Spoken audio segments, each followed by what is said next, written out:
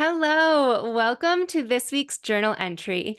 This week we have a special guest, Christina Cuevas. She helps divorced women fast track their dream life. In this episode, we talk about starting over and all that that means and what it feels like, how to tune in and listen to your inner voice, and how to go through divorce without overwhelm. But first, here's a little bit more about Christina. Christina's story isn't your average fairy tale. She defied the happily ever after crash and burn, transforming her own divorce into a springboard for financial mastery. Now she's on a mission to help women ditch the emotional baggage and build empires from the ashes, proving that diamonds truly are a girl's best friend, especially after divorce. With a unique blend of financial savvy and emotional alchemy, Christina empowers women to become CEOs of their own lives, leaving broke behind and rewriting their destinies in bold gold letters. She's a coach, a business strategist, a podcast host to the #1 podcast for divorced women called Rebuilding You, a dog mom, and a certified Drake fan. I know you're going to love her and everything that she has to say. So let's dig in. Welcome, Christina. Oh, thank you so much for having me, Samantha. I was actually referred to you by a mutual friend, and she told me that you would be a great fit because you are divorced. And I have never had anybody on the podcast that is divorced. I've only ever shared bits and pieces of my divorce story. So I'm really excited to Mm. open this can of worms. And connect. Yeah, I know. Divorced women unite. So why don't we get into your story? Can you want to tell us a little bit about you and who you are? Sure, I'd love to. Thank you so much. So I'm Christina. I now work as a strategist for transformation for women who are going through divorce. And it all started with my own divorce journey and kind of landed me here in this role that I did not expect, but that's life for you, right? So in 2015, I found myself, it was like Christmas, and I found myself really, really in one of the darkest places of my life. And I had been really trying to keep a marriage together for the sake of the commitment that I had made, right? And wanting to make sure that I gave it my all. It was a failing marriage, and I had to make the difficult decision of it's either my sanity. I was having, thoughts of that I didn't even want to be here anymore. Um, and because that's how serious I took my marriage. And it was either my sanity or I don't know what the alternative was. And so I made the difficult decision to file for divorce. And I really did not. I took that just as hard or as intense as the marriage itself, right? Like when I got divorced, I wanted to make sure that I learned the lesson. I was going through so many things of what could I have done wrong? And I joined divorce support groups. I don't know if that was part of your journey, but I had joined some divorce support groups. I did therapy, and none of my friends had been divorced before or had gone through a divorce. So there wasn't anything that I could really connect to. And the divorce support groups just and the therapy, frankly, weren't helping me actually move the needle. It was just helping me cope. And I'm one of those people where I really want to make sure that every challenge that I face in my life makes me a better person, and that I actually evolve and that I grow and that I'm always learning from things and from experiences. And so I tried to find the purpose of my divorce and why this was happening to me. And I was just kept thinking I'm a good person. I know that I didn't go into this thinking I was going to get divorced. And the divorce process itself took longer than I was actually married for. It took almost 3 years to My get gosh. divorced. And this person, they say, I mean, there's, I guess, a joke. I don't know if you've heard this, a joke in like the divorce world that says you don't really know somebody until you divorce them because people get like Yes. really crazy about their what their reality is, I guess.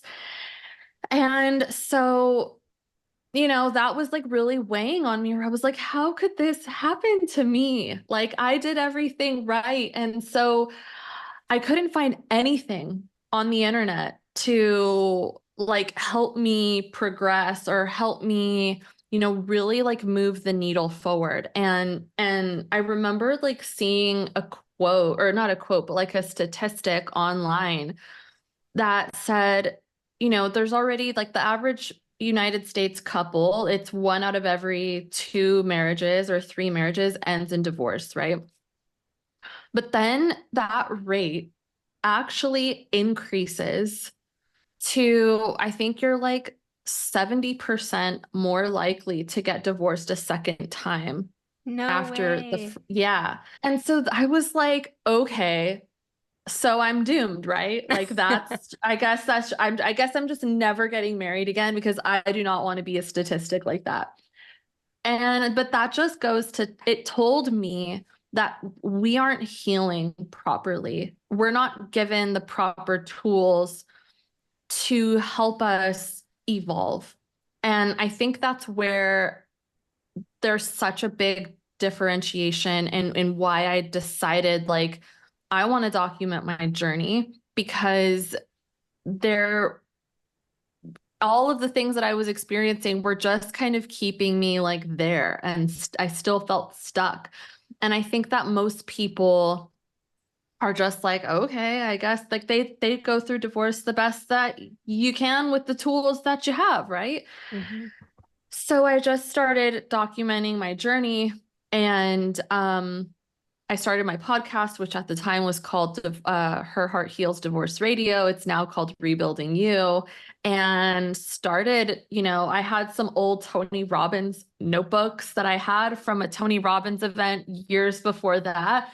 And I was like, I am going to do this. Like, I am going to make my divorce be the best thing that's ever happened to me, even though it feels like the worst thing that's ever happened to me.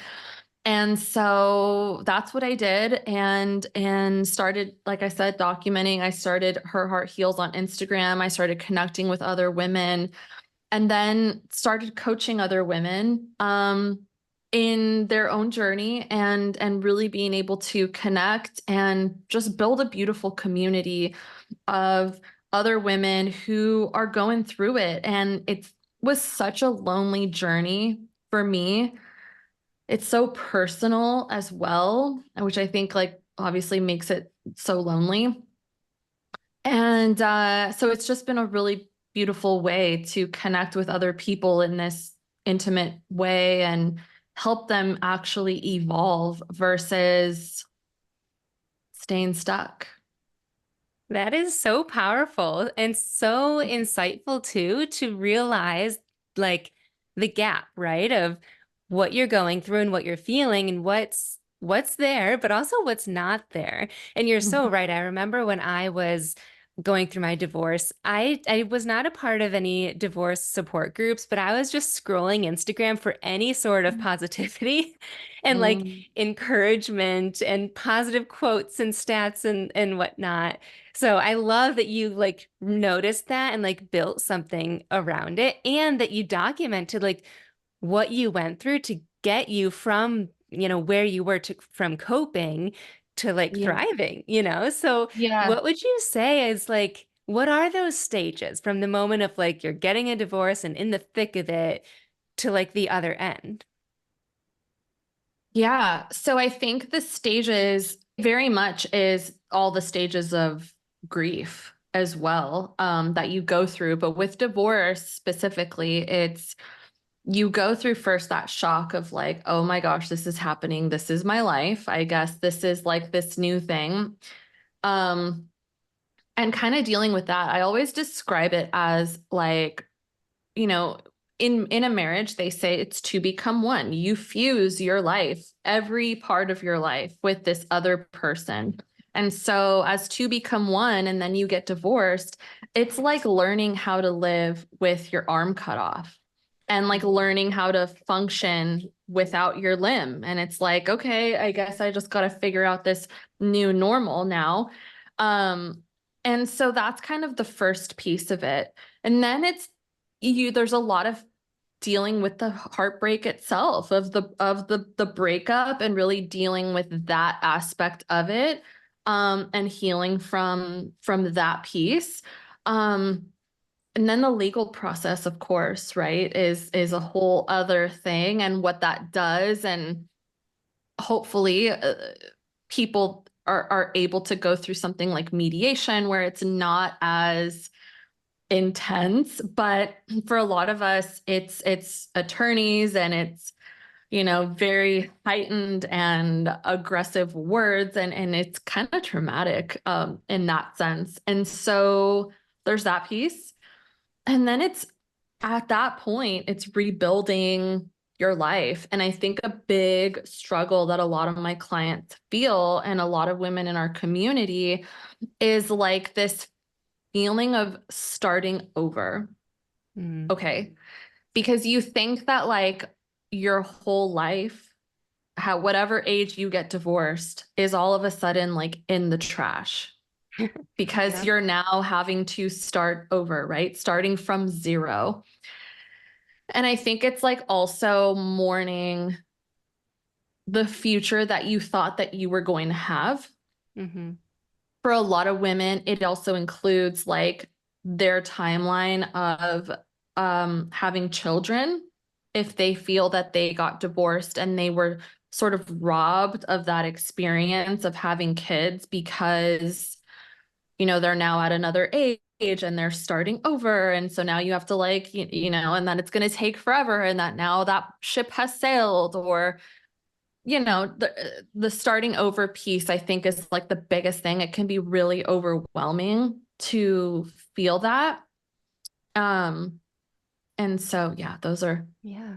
all the stages. Those are very accurate. I would say everything you said, I was like, yep, I remember that. I remember like the shock of it. Like even I felt the shock even before I told my ex-husband that I was gonna leave, right? Like once that Yeah. hits, like that Mm-hmm. hit different. And then I remember my heart physically hurting. I don't know if you felt that, but like Yeah. it physically hurt, but like also knowing that it was the right decision. Yeah. And then the legal process for me, we did start with mediation, Mm-hmm. and that was smooth up until I started asking for what I felt like I deserved instead of being like, yeah, Mm-hmm. uh-huh, uh-huh, uh-huh, because I was just like that person.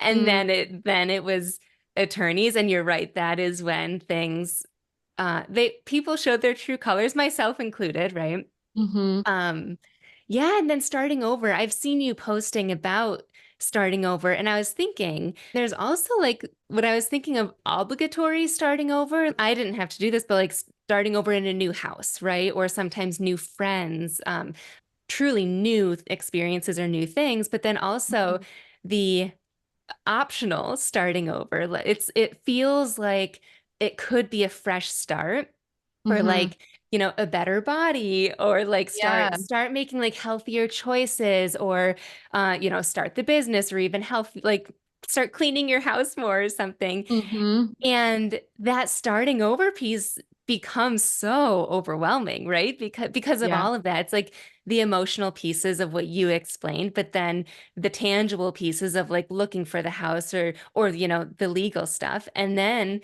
all the quote unquote fun things, but also it takes up our time and energy and whatnot. So Yeah. how would you help someone through that process of starting over? Yeah. So I think it's like it's all about a reframe. I teach a lot of mindset techniques in my programs, and it really starts with reframing, kind of like how you said. Like there's the starting over that is kind of like the not so fun, but then there's the starting over that is fun. Or you also mentioned like a fresh slate, which I think is like an optimistic way of looking at it. Hmm. versus this like daunting thing. And I think like, so mindset is a big thing around how you're looking at it. And a big reframe that I start with everyone that you'll see me talk about on Instagram a lot is that it's not really it's starting over in certain aspects, but you're not starting over your life literally, you know? It's reminding women that you are still valid. You're still worthy. I think a big trauma that we go through in the divorce process, which I don't know if you experience as well, kind of sounds like it from when you went to the attorneys of like asking for what you felt that you deserved. There's subconscious traumas that happen in there where you are sort of fighting for to prove your worth. And that is like, I think a big thing like going into starting over can sometimes also feel when you carry off the tail end of divorce and into the world of starting over, a lot of women experience like they carry on the fight of proving their worth. And I Oh, think that's interesting. what creates starting over as this really overwhelming thing, but it's about really shifting your perspective to understand that you already are worthy. You already are deserving of a beautiful life, and you are fine just the way that you are. And so we're just starting from this point and taking everything that you've learned in your life, and we're going to use that to step into this new version of you, which I like to call you 2.0. Mhm. And so it's really just taking all of that and shifting a perspective. I love that because I have a lot of people that come, I shouldn't say a lot, but a handful of people that come Yeah, to you me got your audience, periodically girl. that have relationship issues and they are wondering if they should leave and if they should like make that decision to get divorced. And I think Mm. that the biggest thing is that starting over is like they feel like it's the right decision, but then suddenly it's like you just step out the door into this whole new world and it's like you get scared and nervous of like of who what you have to do and all the things that you had support with too, you Yeah. know, when you did have that partner and all the new Mhm. decisions that you have to make. That was something that I found somewhat surprising is the decision fatigue that I had after Yeah. my ex left because I also have a son and I have him full time. And it was just like the tiny decisions of like, what should we have for dinner tonight? Or even like, where should we hang this picture in the house? Like things where I could easily just ask him and like he would give me some sort of feedback. But Hmm. now it's like all of that is on me. And so I had to really learn how to like ask myself and quickly decide so that it didn't become like so draining on me, you know? Yeah. Well, kind of going back to what you had said about women who struggle with making that decision to leave is part one of the reframes that we work on is that we have this little voice that's deep down inside telling us that we deserve better or that this doesn't feel right. And every time we don't honor that voice and we stay a little longer or we make an excuse for the other person that it will be better or that, you know, you just got to stick it out. But anytime we don't honor that voice, we're essentially telling our inner voice, our inner child, our inner self to shut up pretty much. And we get really good at doing that. And that's where the decision fatigue comes in. We do a lot of work on reconnecting with yourself so that you can know what that voice is because it's from years of programming and conditioning of just not honoring our inner voice. And like there's such a disconnect between like with just within us, like between who we Mhm. are consciously and who we are unconsciously. And so that's a big piece of my work too, is like really being able to help you bridge that gap and develop a really solid relationship with yourself so that you never betray or abandon yourself ever again. Um, and it kind of stems from, I mean, with the women that I work with, we discover that it's even before marriage, we start to sort of tell this voice to be quiet. Hmm. But really, in the marriage itself, we just tell ourselves to be quiet. And then it's hard because then we don't even know what the voice sounds like anymore Hmm. after a divorce. That feels really validating because for me, it was before marriage too. And I Mm, felt like bad about that. And like I was the only one that didn't listen to that little voice inside because it was there.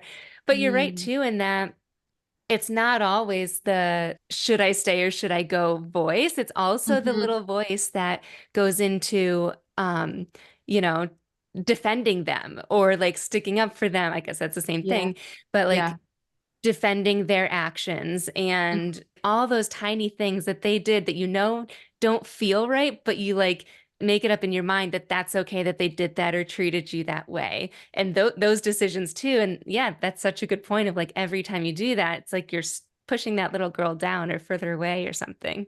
Yeah. And like that's how it also shows like how big of hearts that we have when we're putting our needs aside for the sake of this other person, even though these other people may have wronged us or, you know, treated us a certain way, and we just tell ourselves to stick it out for the sake of this other person. And that kind of goes into like why we make up those excuses or and I talk about this as well of like I think a lot of girls are society portrays sexy as like the bad boy, right? Like even in I don't know if you've seen the show Good Girls, Hmm. but like the bad like what was his name? Jesse Montana or whatever. You know who I'm talking about. Yep, yep. And he was like the bad guy, right? And he did Hmm. all these bad things, but like we all were rooting for like kind of that love to work Hmm. out in some weird way, you know? And so I think society puts a lot of like emphasis on the type of partner and what's acceptable and all of that. I think we're getting better, much Hmm. better as a society now, but like, even in like some of the music that we hear around relationships and all of that and so we go into it thinking that it's like normal to experience bad behavior, and I think that just adds like a whole other factor. That's so true. I know that one thing you help women with specifically is all of this, but in the sense of doing it without the overwhelm, because all of this, someone listening might be like, oh my gosh, that's so much to go through, so many things to do. So how do you make all of this not overwhelming? Yeah, that's a great question. The very first thing is focusing on developing that relationship with yourself. Hmm. Just being able to identify what that voice sounds like, what that voice feels like. What does it feel like in your body? And, journaling really helped me a lot with that and asking the right kinds of questions. These are things that we don't journal enough to tap into what we're actually feeling and we don't know. And so we seek this from like an outside perspective, again with like the decision fatigue of like you tell me, we're asking for external feedback so that Mhm. we can go and do things, and so when we develop that connection with ourselves, it makes things so much easier. It brings back our worth. It makes us as our own cheerleader. And one of the biggest things I think to kind of complement that is your habits. it's your daily actions of what you do. I love it. That's great. And I love that you mentioned journaling. This podcast is journal entries, and I journal a ton. Not to put you on the spot, but do you have any journal prompts, or do you remember anything that you journaled about to tap into those feelings? Because you're so right. And like I shouldn't say it's a pet peeve, but it is when it's like Google journal prompts and it's so basic, and you have to get like deeper and like beneath that surface level to truly Mhm. understand what you're feeling and where it's stemming from, and there that will tell you what you want to do. So do you have any journal prompts that were really helpful for you? Yeah, that's really interesting because I don't have anything specific, but I will say, like you kind of touched on it a little bit right now, because it's really about checking in with where you are and building, I call it like a survival skill, really, of like when you're feeling overwhelmed, when you're feeling lost or like you don't have the answer, really developing a practice to stop and check in with yourself. So I feel like if there's any journal prompt, the most important is how are you feeling right now, really? Yes. And writing and seeing what happens. I'm a big fan of like stream of consciousness writing, um and just kind of seeing what comes out. But I think like another prompt would be, after you answer that question, is why, Mhm. and getting curious. Why do I feel this way? Where might this have come from? And really like leaning into that curiosity. It's almost like when you go on a date for the first time and you go and you meet somebody and you're like really excited to get to know them and you want to know all these things, like, ooh, tell me, and tell me where you like, all the details. We want to know it all. And so we have to just kind of act like that with ourselves and be really curious of how we're feeling and like really going deep. And that can really unveil a lot. Mhm. I love it. That's perfect. I call it prompting myself, and that's exactly how I do it. I just start off with like, how am I really, right? Not like, oh, I'm Yeah. good. Like, no, truly. And then Yeah. just like the how, the why, the where, like the real, like I keep asking, like, is that really it? What am I making this mean? So yeah, I love that. Mhm. Very helpful. So Yeah. if people want to see more of your awesome content or work with you, where can they go, and like what programs and offerings do you have for them? Yeah. I've always got some kind of class, some kind of free training. So you guys are welcome to check me out on Instagram. I'm at Her Heart Heals. And I've always got some stuff going on. Awesome. Well, for everyone listening, I will put all of the links and even the journal prompts and whatnot in the show notes. So take a peek there. Otherwise, Christina, thank you so much for hopping on. It was so refreshing talking to you and almost like therapeutic, just like hashing it out and reliving things. I loved our conversation. Thanks, Samantha.